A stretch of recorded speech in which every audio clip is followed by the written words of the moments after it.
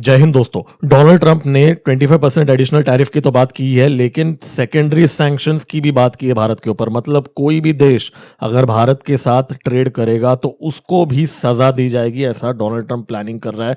एक economic war Bharat के खिलाफ रची जा रही है और इनफैक्ट डोनाल्ड ट्रंप ने और भी बहुत सारी प्लानिंग करके रखी हुई है, क्योंकि कुछ नए डेवलपमेंट्स हो रहे हैं। आसिम मुनीर 2 महीने के अंदर वापस यूएस की ट्रिप कर रहा है और अजीत दोवल जी इस समय रशिया के अंदर है। और आज मोदी जी ने एक हिंट दिया कि भाई उनको एक पर्सनल सैक्रिफाइस करना पड़ेगा इस ट्रंप वाले इशू से डील करते हुए। ये व्यक्तिगत रूप में एक बलिदान देना होगा, ऐसा मोदी जी ने कहा। अभी उन्होंने ये क्यों कहा, इसको भी हम थोड़ा डाइसेक्ट करेंगे।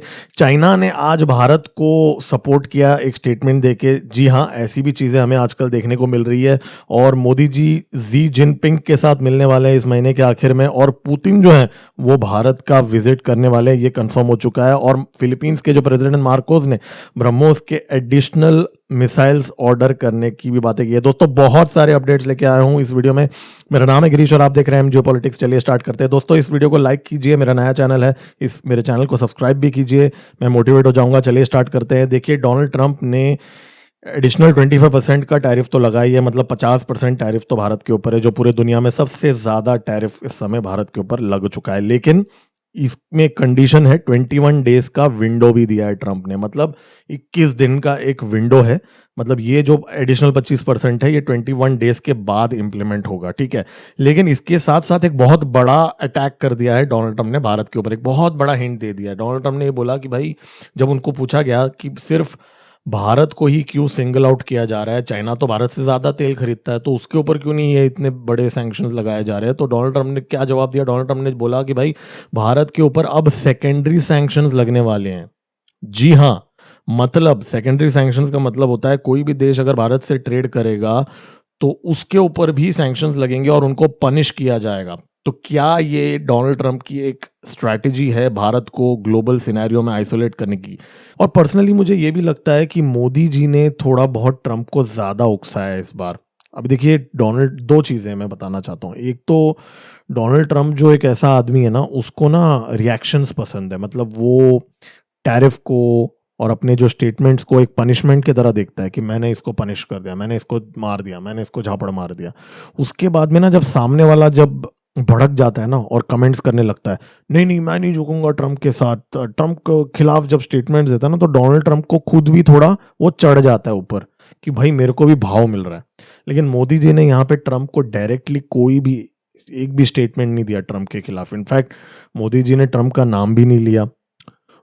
वो एक बात डेफिनेटली डोनाल्ड ट्रंप को चुभी होगी। एक इगोइस्टिक पर्सन को ये बात चुभती है, ठीक है। तो ये एक पॉइंट तो है। दूसरी बात ये है कि मोदी जी ने एमईए के द्वारा, मतलब मिनिस्ट्री ऑफ एक्सटर्नल अफेयर्स के द्वारा स्टेटमेंट्स देने दिए हैं बहुत सारे, राइट। ट्रंप के स्टेटमेंट्स को कॉन्ट्राडिक्ट किया। मतलब ट्रंप ने जो बोला कि भाई उसने भारत और पाकिस्तान के बीच में सीज फायर कराया, उसको कॉन्ट्राडिक्ट करवाया मोदी जी ने एमईए के द्वारा। और ये बात ट्रंप को अच्छी नहीं लगी, क्योंकि पूरी दुनिया में डोनाल्ड ट्रंप की आज बेइज्जती कहीं ना कहीं थोड़ी बहुत तो हो ही रही है ना। इस पॉइंट के ऊपर सवाल उठाए जा रहे हैं कि भाई भारत तो बोल रहा है कि यूएस ने नेगोशिएशन में कुछ इन्वॉल्व ही नहीं हुए, भारत पाकिस्तान के बीच में यूएस। तो कहीं ना कहीं मोदी जी ने मिनिस्ट्री ऑफ एक्सटर्नल अफेयर्स के द्वारा डोनाल्ड ट्रंप को झूठा करार किया पूरे दुनिया के सामने, और ये बात भी डोनाल्ड ट्रंप को अच्छी नहीं लगी। तो ये दो कारण मुझे ऐसा लगता है व्यक्तिगत रूप में डोनाल्ड ट्रंप को अच्छी नहीं लगी होंगी। वो भी एक रीजन है भारत के ऊपर एक्स्ट्रा भड़कने के लिए। ये एक जियोपॉलिटिकल वॉर बनते हुए दिख रहा है। डोनाल्ड ट्रंप अभी नहीं रुकने वाला है और बहुत सारे सैंक्शंस भारत के ऊपर लगाने वाला है। और आज भारत में कुछ ऐसी चीजें हुई हैं। आज राहुल गांधी जो है, वो ऑपोजिशन के जो लीडर हैं, उसने स्टेज पे आज भारत के इलेक्टोरल प्रोसेस को क्वेश्चन किया, इलेक्शन कमीशन के ऊपर सवाल खड़े किए हैं। तो क्या एक कोऑर्डिनेटेड अटैक चल रहा है यहाँ पे कि डोनाल्ड ट्रंप भारत के ऊपर सैंक्शंस लगाएगा, ग्लोबली इकोनॉमिकली आइसोलेट करेगा और भारत की इकोनॉमी के ऊपर एक प्रहार करेगा? और यहाँ पे जो ऑपोजिशन पार्टीज हैं वो इलेक्शन कमीशन को क्वेश्चन करेंगे और एक तरफ से एक मसीहा बन के बाहर निकल के आने की एक प्लेटफॉर्म दिया जा रहा है ऑपोजिशन को डीप स्टेट के तरफ से। दोस्तों ये एक चीज हमें सोचने वाली बात है क्योंकि अगर आप टाइमिंग देखेंगे, आज जो राहुल गांधी का जो अटैक हुआ और डोनाल्ड ट्रंप ने भी जो आज थ्रेटनिंग किया, तो टाइमिंग बहुत ही सस्पिशियसली कोइंसाइड होता है। और भी ज़्यादा कोइंसिडेंसेस देखिए, आज ही के दिन रिपोर्ट निकलता है कि आसिम मुनीर जो है पाकिस्तान का, जो फील्ड मार्शल टट्टू, वो 2 महीने के अंदर वापस दूसरी बार यूएस जाने वाला है, यूएस की विजिट करने वाला है। तो भाई आप इतने सारे कोइंसिडेंसेस देखिए, ट्रंप एडिशनल टैरिफ अनाउंस करता है, भारत के ऊपर सेकेंडरी सैंक्शंस भी अनाउंस करता है, अनाउंस की पॉसिबिलिटी बताता है। मतलब जो भारत के दोस्त हैं, जो भारत के साथ आज भी खड़े हैं, उनको भारत से दूर करने की कोशिश डोनाल्ड ट्रंप यहाँ पे कर रहा है। और भारत को आइसोलेट करके, भारत के ऊपर एक इकोनॉमिक वॉर अनलीश करके, भारत के अंदर एक इंटरनल कियोस, इकोनॉमिक कियोस पैदा करके, भारत की जो ऑपोजिशन पार्टी को थोड़ा घास देके, क्या ये एक तख्ता पलट की एक डीप स्टेट की साजिश है? क्योंकि यहाँ पे देखने वाली बात यह है कि आज मोदी जी ने अपनी एक स्पीच पे एक हिंट दिया। जी हाँ, ये हिंट के अंदर उन्होंने बोला कि भाई उनको एक पर्सनल सैक्रिफाइस करना पड़ेगा। यहाँ पे मोदी जी ने फार्मर्स और फिशरमैन और डेयरी फार्मर्स को प्रोटेक्ट करने की तो बात की है, लेकिन यहाँ पे एक हिंट दिया। अब वो क्या मतलब है उसका? क्या मोदी जी ये इंडिकेट कर रहे हैं कि डीप स्टेट ने एक प्लान बनाया है भारत के ऊपर कि एक इकोनॉमिक वॉर भी अनलीश करेंगे टैरिफ के द्वारा और सैंक्शंस के द्वारा, और पाकिस्तान का इस्तेमाल करके वापस एक और पहलगाम जैसा एक अटैक या कोई और टेरर अटैक या कोई डायरेक्ट कॉन्फ्लिक्ट भारत के साथ करवा के, भारत के अंदर अस्थिरता पैदा करके, भारत के ऑपोजिशन को वापस थोड़ा घास दे के, चढ़ा के एक रेजिम चेंज करने की क्या यहाँ पे अगले कुछ महीनों के अंदर साजिश हो रही है? क्योंकि इंडिकेशंस तो हमें ऐसी ही कुछ दिख रही हैं। क्योंकि तो मुझे कहीं ना कहीं ऐसा लग रहा है कि भारत को मे बी अगला ईरान बनाने की कोशिश की जा रही है, जहाँ पे रशिया को वीकन करने के लिए रशिया के एलाइज, जो भी, मैं कमज़ोर एलाइज तो नहीं कहूँगा, लेकिन चाइना के साथ यूएस के बहुत ज़्यादा डिपेंडेंसीज हैं। चाइना इस समय rare earth magnets, rare earth minerals, और इतना ही नहीं, चिप्स की भी मैन्युफैक्चरिंग करता है। हालांकि एनवीडीए का कार्ड है यूएस के हाथ में, लेकिन चाइना खुद भी मैन्युफैक्चर करता है। तो चाइना को यूनाइटेड स्टेट्स को देने के लिए बहुत कुछ है।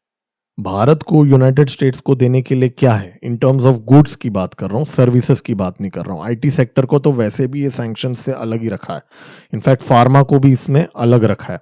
तो आईटी और फार्मा और इनफैक्ट इलेक्ट्रॉनिक्स, जो आईफोन वगैरह जो भारत में असेंबल हो रहा है, उसको भी अब अलग रख दिया है। तो भारत को, इनको अगर हम छोड़ देंगे तो भारत को यूएस को देने के लिए क्या है? ऑटोमोबाइल, अपैरल, ज्वेलरी, ठीक है, ये सब भारत से नहीं भी इंपोर्ट करेगा यूनाइटेड स्टेट्स तो उसका काम चल जाएगा। लेकिन चाइना से अगर रेयर अर्थ मैग्नेट्स नहीं लिया तो उसका काम नहीं चलेगा। चाइना से अगर रेयर अर्थ मिनरल्स नहीं लिया तो उसका काम नहीं चलेगा। तो चाइना ने जो रेयर अर्थ की जो एक्सट्रैक्शन फैसिलिटीज़ बना के रखी है, वो पूरे दुनिया में बहुत कम देशों के पास वैसी फैसिलिटीज़ हैं। इनफैक्ट रेयर अर्थ की डिपॉजिट्स होने के बाद भी उसकी एक्सट्रैक्शन की जो फैसिलिटीज़ है वो बहुत सारे देशों में नहीं है, जो जिसका एडवांटेज आज चाइना उठा रहा है। तो यूनाइटेड स्टेट्स एक लेवल के बाद शायद चाइना के साथ पंगा नहीं ले सकता, भारत के साथ ले सकता है और सर्वाइव भी कर सकता है। क्योंकि जो आईटी सेक्टर है भारत का, बहुत लोग ये बोल रहे हैं कि भाई हमारी जो आईटी सेक्टर है वो एक कार्ड है हमारे लिए ट्रंप से नेगोशिएट करने के लिए। देखिए, बात ऐसी है कि हमारी जो आईटी सेक्टर है वो कहीं नहीं जा रही है, ठीक है। ट्रंप को ये बात पता है, ट्रंप को पता है कि जो हमारी जो आईटी सेक्टर है वो थोड़ी रातों रात यूएस की दुश्मनी होगी तो चलो जी हम कॉन्ट्रैक्ट कैंसिल कर लेंगे। हम तो कहीं नहीं जा रहे हैं, हम तो, हमारी जो आईटी कंपनीज है वो तो यूएस को सर्विस प्रोवाइड करती ही रहेंगी। तो हमारे पास कोई और यूएस के लेवल का ऑल्टरनेटिव तो नहीं है ना। तो डोनाल्ड ट्रंप को उतना कॉन्फिडेंस है कि भाई भारत का आईटी सेक्टर कहीं नहीं जा रहा है, यूएस को सर्व करते रहेगा, भारत के जो फार्मास्यूटिकल कंपनीज भी बेचते रहेंगे, धंधा तो सबको चाहिए। तो इसलिए यूएस भारत के साथ ज्यादा पंगा ले रहा है और चाइना के साथ कम पंगा ले रहा है। जियोपॉलिटिकली मुझे पर्सनली ऐसा लगता है, मेरे पास कोई एविडेंस नहीं है, लेकिन मुझे ऐसा लगता है ऑपरेशन सिंदूर के अंदर यूएस के जो सोल्जर्स हैं, नूर खान एयरबेस, इनफैक्ट वही नहीं, सरगोदा के अंदर भी, और बहुत सारे पाकिस्तान के एयरबेसेस जहां पे भारत ने हमला किया उसके अंदर यूएस के ट्रूप्स मरे हैं, ऐसा मेरा गैस है। क्योंकि मैं ये नहीं मानता हूं कि अगर ऐसा नहीं हुआ होता तो डोनाल्ड ट्रंप इतना ज़्यादा हाथ धो के भारत के पीछे पड़ जाए। ठीक है, यूएस के टट्टू को भारत ने ठोका, लेकिन ये इतनी भी बड़ी बात नहीं है कि इतना ज़्यादा वो अपसेट हो जाए। कि अजीत डोवल इस समय रशिया के अंदर है और वहाँ पे उन्होंने अनाउंस कर दिया है कि पुतिन जो है, पुतिन को एक वेलकम किया है वहाँ पे कि भाई आप भारत आने वाले हो, हमें बहुत खुशी होगी, ऐसा सब बोला है। और अजीत डोवल जी वहाँ पे शोइगु जो वहाँ के नेशनल सिक्योरिटी काउंसिल के मेंबर हेड हैं उसके साथ जाके मीटिंग कर चुके हैं। और वहाँ पे माना जा रहा है कि S-400 की जो एडिशनल बैटरीज की ऑर्डर की तो बात की ही जा रही है, लेकिन जो अभी के जो 2 और के डिलीवरी जो आना बाकी है S-400 का, उसकी भी बातें वहाँ पे चल रही है। और इतना ही नहीं, सुखोई 57 की भी नेगोशिएशन स्टार्ट हो चुकी है रशिया के साथ। और फर्टिलाइजर्स, केमिकल्स और रेयर अर्थ मिनरल्स की भी नेगोशिएशंस स्टार्ट हो चुकी है रशिया के साथ। और माना जा रहा है कि पुतिन जब भारत आएंगे इस साल 2-3 महीने के अंदर, उस टाइम पे बड़े बड़े एग्रीमेंट्स पुतिन के साथ साइन किए जाएंगे मोदी जी के द्वारा। और ये बात कंफर्म हो चुकी है। भारत डोनाल्ड ट्रंप को सिर्फ आंख ही नहीं दिखा रहा है, बल्कि लात मार के अपना, डोनाल्ड ट्रंप के मुंह पे तमाचा मार के अपना अपनी जो पॉलिसी है, इंडिपेंडेंट पॉलिसी है, उसको एक्सप्रेस कर रहा है यहाँ पे खुली तौर पे। लेकिन एक बहुत ही सरप्राइजिंग डेवलपमेंट आज ये हुई है कि चाइनीज एम्बेसडर ने आज एक स्टेटमेंट दिया कि भाई भारत को अपना जो सॉवरेनिटी है वो कॉम्प्रोमाइज नहीं करना चाहिए और कोई भी देश दूसरे देश के ऊपर ऐसा दबाव नहीं डाल सकता अपनी फॉरेन पॉलिसी को मनवाने के लिए। तो ये चाइना आज अचानक से एक छोटा सा भारत को तारीफ करने की कोशिश की चाइना ने। हालांकि देखिए, हमें याद रखना पड़ेगा कि ऑपरेशन सिंदूर में चाइना रेगुलरली कोऑर्डिनेट कर रहा था पाकिस्तान के साथ पूरे ऑपरेशन में।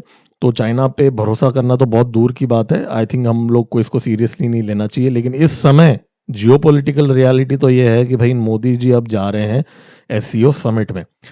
तांजियान में होगा ये अगस्त 31 से लेके सितंबर 1 तक, मतलब 2 दिन का ये समिट होगा। और वहाँ पे जी जिनपिंग के साथ मोदी जी की मीटिंग होगी और पुतिन के साथ भी अलग से एक मीटिंग होगी। और वहाँ पे मुझे ऐसा लगता है पर्सनली, ऐसा एक फोटो ऑप भी होगा जहाँ पे एक फ्रेम में मोदी जी रहेंगे, पुतिन रहेंगे और जी जिनपिंग भी रहेंगे। मुझे ऐसा लगता है ऐसा एक फोटो ऑप भी वहाँ पे हो सकता है। लेकिन बायलैटरल 1-on-1 मीटिंग्स तो कंफर्म है पुतिन के साथ और जी के साथ। तो भाई मोदी जी जो हैं, अभी लास्ट टाइम वो जी जिनपिंग से मिलने चाइना कब गए थे? 2019, मतलब गलवान से पहले, कोविड के पहले मोदी जी गए थे मिलने के लिए। उसके बाद में अभी लास्ट जो मीटिंग हुई थी वो कजान में हुई थी पिछले साल। तो उस तब से मोदी जी मिले नहीं है। तो ये बहुत बड़ा लैंडमार्क मीटिंग होगा, क्योंकि जी जिनपिंग खुद भी ऑलमोस्ट 6-7 साल तक भारत आए नहीं है। और मोदी जी ऑब्वियसली चाइना तक नहीं गए गलवान के बाद में। लेकिन यहाँ पे देखने वाली बात यह है कि चाइना के साथ भारत अब थोड़ा ट्रेड अपना बढ़ाने की भी बातें कर रहा है। लेकिन अगर आप याद कर सकते हैं, पिछले महीने अजीत डोवल जी और जयशंकर जी दोनों चाइना गए थे और वहाँ पे जाके भारत की ट्रेड की बातें हुई, जियोपॉलिटिकल रीअलाइनमेंट की बातें हुई। और आई एम श्योर वहाँ पे ये चीज़ें भी डिस्कस हुई होंगी कि यूएस को हमारे नेबरहुड के अंदर कितना आने देना चाहिए हमें। जैसे बांग्लादेश के अंदर इस समय यूनस की जो गवर्नमेंट है वो कम्प्लीटली यूएस कंट्रोल्ड गवर्नमेंट है, तो उसके बारे में भी बात की हुई होंगी चाइना में। लेकिन ये जो विजिट उसका फॉलोअप विजिट है। और अब डोनाल्ड ट्रंप भारत को के साथ जो इकोनॉमिक वॉर अनलीश कर रहा है, इसके वजह से एटलीस्ट मुझे तो नहीं लगता कि भाई चाइना के साथ भारत का जो रिश्ता है वो बहुत ज़्यादा पॉजिटिव हो जाएगा। लेकिन टेम्पररली, मतलब अभी के लिए, अगले कुछ महीनों के लिए एटलीस्ट ऑप्टिक्स तो ऐसा भारत और चाइना और रशिया तीनों ही ऐसा दिखाने की कोशिश करेंगे भाई हम यूनाइटेड है यूनाइटेड स्टेट्स के खिलाफ। ठीक है, तो ये ऑप्टिक्स के नज़रिए से ये ट्रिप अब होने वाला है। लेकिन अभी देखने वाली बात यह है कि क्या जी जिनपिंग पीठ पे छुरा भौंकेंगे इस बार वापस, क्योंकि भरोसा तो हम करने नहीं वाले। लेकिन पिछले बार जब मोदी जी का विजिट हुआ था 2019 में, उसके बाद में गलवान हो गया था अगले साल। तो इस बार देखने वाली बात है। पुतिन जो हैं वो भारत आने वाले हैं। अब रॉयटर्स ने बोला कि भाई इस महीने के आखिर में आने वाले। हमेशा की तरह रॉयटर गलत न्यूज़ फैलाता है। ठीक है, इस महीने के आखिर में पुतिन नहीं आने वाले हैं। ठीक है, वो या तो अक्टूबर में आएंगे या नवंबर में आएंगे, दोनों में से एक डेट पे आने वाले हैं। अगस्त में नहीं आने वाला है। ये चीज़ बहुत सारे भारत के जो न्यूज़ एजेंसीज हैं उन्होंने भी इसको कोट कर दिया है। तो रॉयटर्स हमेशा की तरह झूठी खबर फैला रहे हैं यहाँ पे। पुतिन जो है भारत के अंदर आके, जैसा मैंने कहा, सुखोई 57 के कॉन्ट्रैक्ट साइन हो सकते हैं, 2 स्क्वाड्रन्स हम खरीद सकते हैं, S-400 के एडिशनल बैटरीज की भी एग्रीमेंट साइन की जा सकती है, फर्टिलाइजर्स, केमिकल्स और रेयर अर्थ मटेरियल्स, जी हाँ, rare earth minerals, fertilizers, chemicals की एग्रीमेंट साइन होंगी, ये गारंटीड है। अब कितना होगा, क्या होगा, वो हमें देखने वाली बात है। और फ्यूल लेना रशिया से क्या भारत बंद करेगा? देखिए, ऑफिशियली तो भारत ने बोल दिया है कि भाई हम तो लेंगे, ठीक है, तुमको जो करना है करो। तो ये ऑफिशियल पॉलिसी है भारत की। एक बहुत बड़ा जियोपॉलिटिकल वॉर को फेस कर रहा है भारत। चारों तरफ से भारत के जो दुश्मन हैं वो इस अपॉर्चुनिटी का फ़ायदा उठाने के लिए देख रहे हैं। ऑपरेशन सिंदूर के अंदर हमने देखा ही था कि चाइना कैसे पाकिस्तान को सपोर्ट कर रहा था, और अब इस समय डोनाल्ड ट्रंप आसिम मुनीर के साथ क्या वापस मिलने वाला है इस महीने के एंड पे, क्योंकि आसिम मुनीर जाने वाला है। अब मुझे तो नहीं लगता कि सेकेंड टाइम मिलेगा, लेकिन अगर नहीं भी मिला, लेकिन तो CIA के साथ तो डेफिनेटली मिलने वाला है, डीप स्टेट के लोगों के साथ डेफिनेटली मिलने वाला है। तो वहाँ जाके क्या नई प्लानिंग हो रही है भारत के खिलाफ साजिश करने की, तो वो थोड़ी देखने वाली बात है। चाइना इसको कैसे देखता है ये ट्रिप को, क्योंकि अगर इतना ज़्यादा कोजी अप हो रहा है पाकिस्तान US के साथ, तो चाइना का जो सीपेक जो है उस पे इसका क्या इम्पैक्ट आएगा? तो क्या चाइना सीपेक को अबैंडन कर देगा इतने बिलियंस ऑफ डॉलर्स खर्चा करने के बाद? और बलूचिस्तान के अंदर अब रेयर अर्थ मिनरल्स की जो हड्डी है, वो हड्डी पहले पाकिस्तान ने चाइना को दिखाया था, अब क्या पाकिस्तान US को वही हड्डी दिखा रहा है? तो अगर US को हड्डी दिखा रहा है और US वहाँ आएगा तो चाइना को वो हड्डी नहीं मिलेगा। तो यहाँ पे एक खिचड़ी पक रही है पाकिस्तान के रीजन के अंदर। और क्या बांग्लादेश को यूज़ किया जाएगा भारत के अंदर एक और नया अटैक करने के लिए? इंडिकेशंस बहुत हाई है, इंटेलिजेंस एजेंसीज के कुछ रिपोर्ट्स भी आए हैं यहाँ पे अभी इस समय।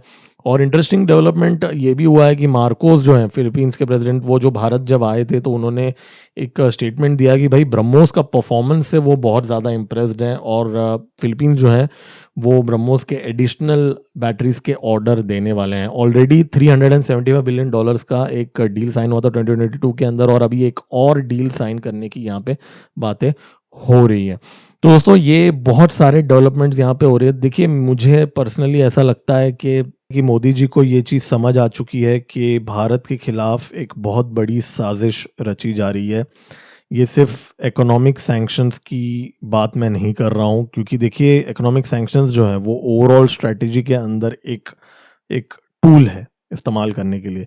डोनाल्ड ट्रंप ने ऑलरेडी डिक्लेयर कर दिया है कि वो सेकेंडरी सैंक्शंस लगाने वाला है, ठीक है, और वो रुकने वाला नहीं है।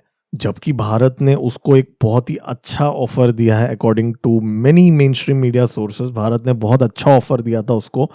सिर्फ भारत ने इतना मांगा था कि भाई हमारी जो एग्रीकल्चरल इंडस्ट्री है ना, जो डेयरी इंडस्ट्री है ना, जो हमारे देश के किसान और जो हमारे फिशरीज हैं और डेयरी फार्मर्स जो हैं, उनको बस हाथ मत लगाओ, उनको छोड़ के बाकी सारे जो स्टील, ऑटोमोबाइल, सब में हम कॉम्प्रोमाइज़ कर लेंगे US के साथ रिलेशनशिप के लिए, लेकिन हमारे फार्मर्स को छोड़ दो। ये भारत ने ट्रेड नेगोशिएशंस में बोला था, लेकिन डोनाल्ड ट्रंप अड़ गया और डोनाल्ड ट्रंप ने फिर भी ये टैरिफ लगाया और अब सेकेंडरी सैंक्शंस की भी धमकी दे रहा है। मतलब भारत के जो दोस्त जो भारत के साथ ट्रेड करते हैं उनको भारत के खिलाफ खड़े करने की गंदी साजिश डोनाल्ड ट्रंप कर रहा है। दोस्तों, आपको क्या लगता है मोदी जी क्या हिंट कर रहे थे? आप कमेंट्स में लिख के बता सकते हैं। मेरा नाम है गिरीश और आप देख रहे हैं MGO पॉलिटिक्स। मेरे वीडियो को अभी तक आपने लाइक नहीं किया, आप लाइक कर सकते हैं। मेरा नया चैनल है, सब्सक्राइब भी कर सकते हैं, मैं मोटिवेट हो जाऊंगा। चलिए मिलते हैं अगले वीडियो में। जय हिंद।